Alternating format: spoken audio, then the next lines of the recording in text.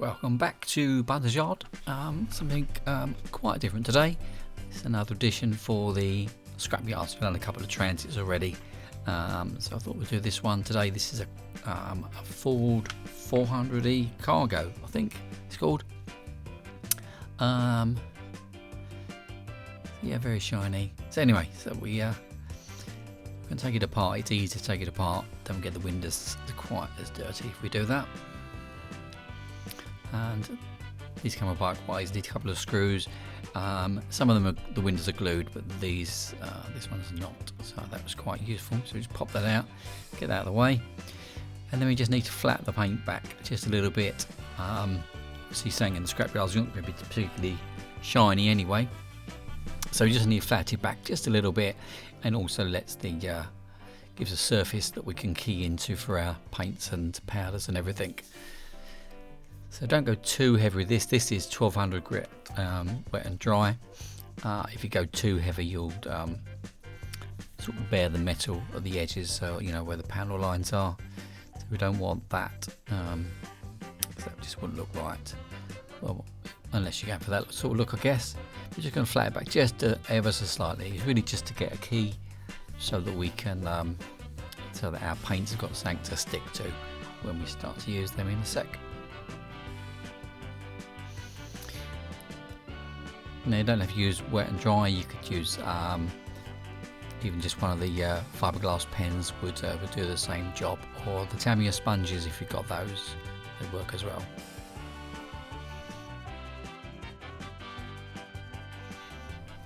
So first thing on any van, however old pretty much, will be some rust, and we're going to do this by hand with the varnish brush. The second varnish brush that I've got, and we're going to just dot on the lighter colour of the rust, just doing a couple of different shades of rust. Now these tend to rust around that sort of waistline where it sort of bulges out, it just flares, so there's going to be rust there because that's where the water would sit anyway. But most vans at this age, they're going to be quite rotten if they've not been, preserved.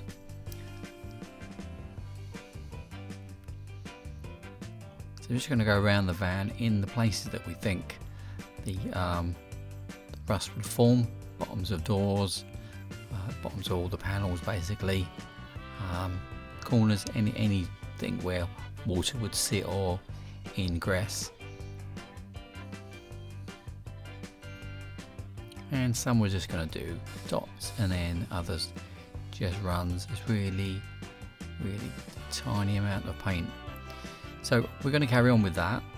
I'll let you listen to the groovy music that we've selected for today's video, and we'll come back to you in a few minutes.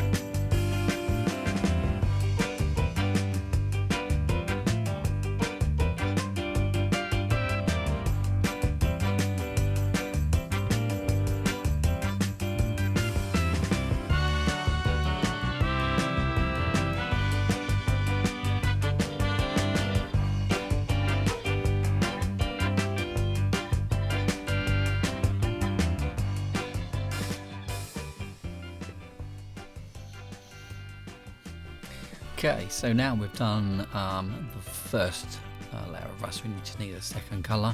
This is just a darker rust tone. These are all vallejo air colours, and I'll make a link in the description for you. But any two tones of brown would be okay, just as long as they contrast. So the darker of the two would just be the centre point of the rust. So now we've already got the marks on where the rust is going to be. We can just dot that in, go around and just dab that in, and it just gives us a contrast as if it's a rust sort of blistered through the paint, and then the lighter the orangey brown colour is the run from the rust. And we'll just go back all around the van again over all the points that we've done, just adding in this darker brown, and we'll get back to you in a sec.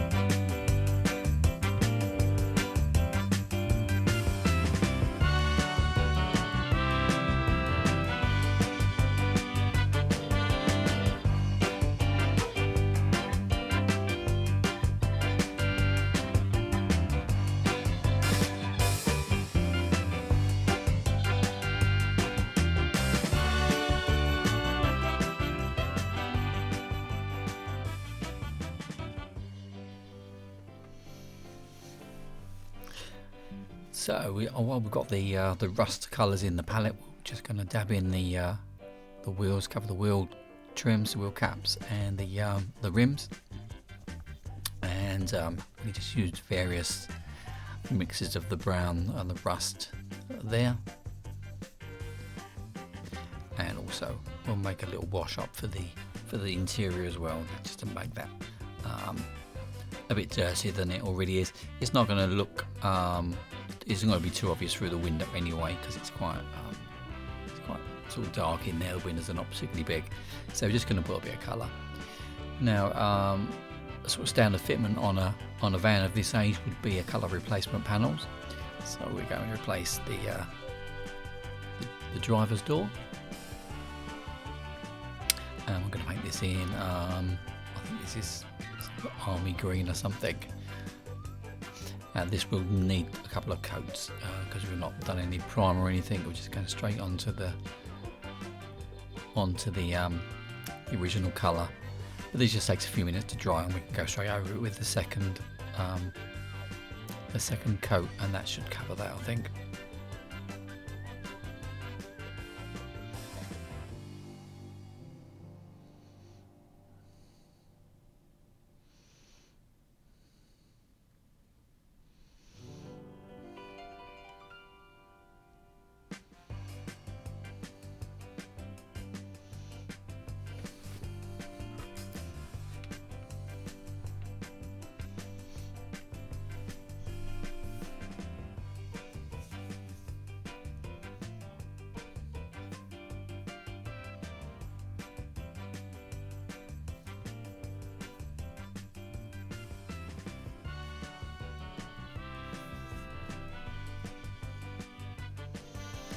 There's the second coat. Just give that 5 minutes or so to dry. Literally just dry to the touch, and the second coat will pretty much do that. It's going to be seen from a distance anyway, so it's not too critical, and it's going to get some rust and some weather powders anyway. The same for the back, and this is just some sort of oxide red that I've got. So yeah, it's just to make the door look like it's in primer. So now this is a rust wash from Vallejo, and again I put the link down below for this, and we're just going to put this on, just sort of dab this in, and then we'll blend it in just a tiny bit in a minute.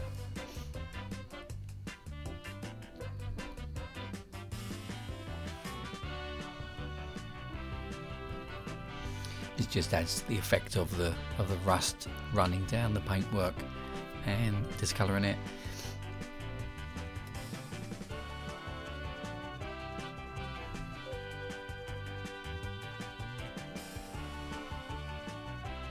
So with a soft brush, we're just going to just sort of dab very gently and just get rid of those harsh edges of the wash we just put on.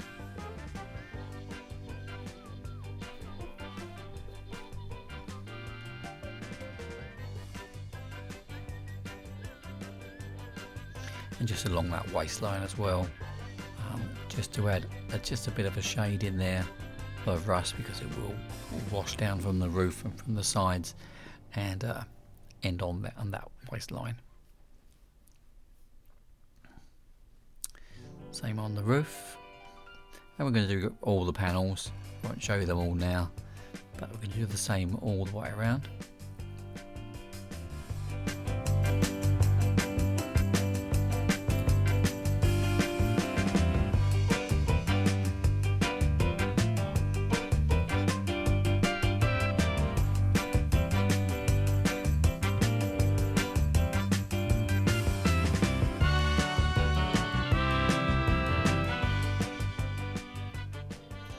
So along these gutters, they're always going to be, that's where the water's going to collect. There'd be blocks up with dirt, and so the water would just sit there, and that's where they would start to rust. So we'll just add some rust wash just around the edge there.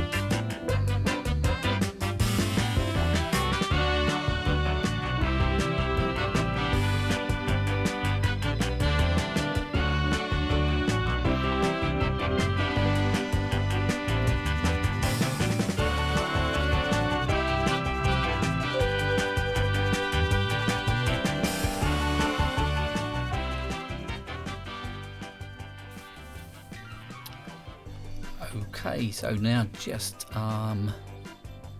this is Vallejo Air. This is a sand colour, so it's just really a dust kind of covering. It just blends the rust in just ever so slightly. I'm just going to play that mainly around the edges, and the airbrush is on a very low pressure, sort of down to sort of 10 psi, something like that.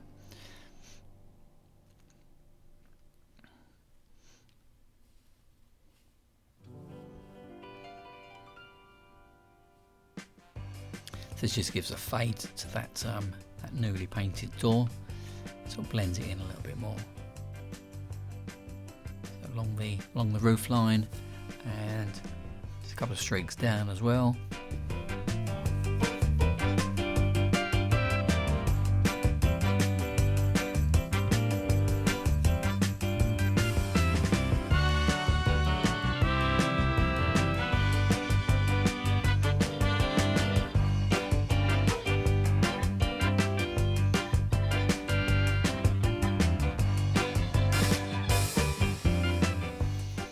I'm just going to touch the bottom in with black. This just adds a shadow to the underneath, and a sort of layer of dirt anyway. So, but main thing is just to add that sort of shading at the bottom.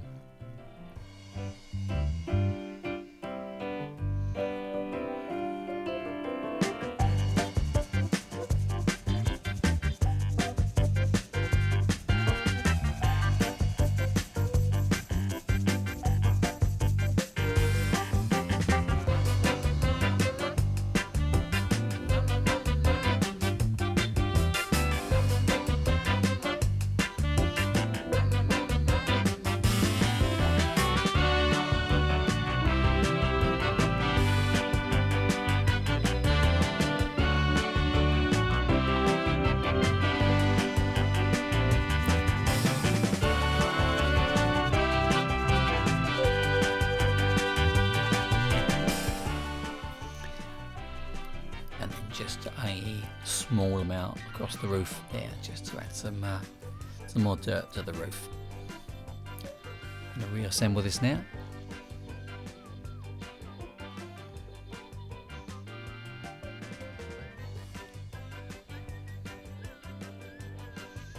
And now with our weathering powders, now we're using chromium oxide. This is a green weathering powder you can see in the back, and I've mixed this in. I'm not using it neat, it's mixed in with different colour weathering powders just to give that sort of algae kind of moss appearance. And so we're brushing that down, creating some streaks similar to where the sand was sprayed a little while back.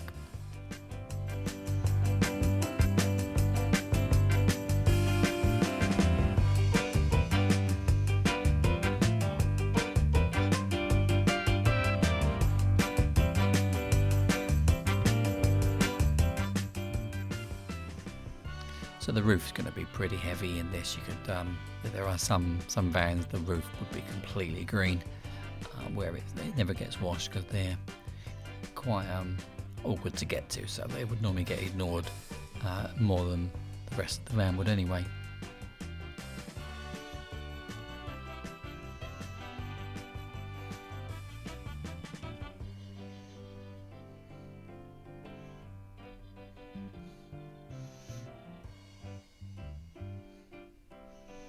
We need to go around the whole van and do this. I'm just going to show you this one side, and then a bit more of the dark earth weathering powder down the bottom, and also mixed in with some different rust tones we've got in the well there.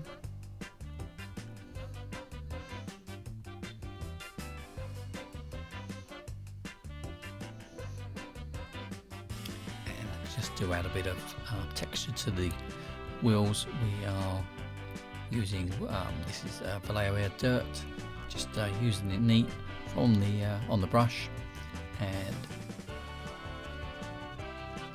just touching it in, and we can wipe it back if you want, or use different colour for your treads of your tyres if you choose to.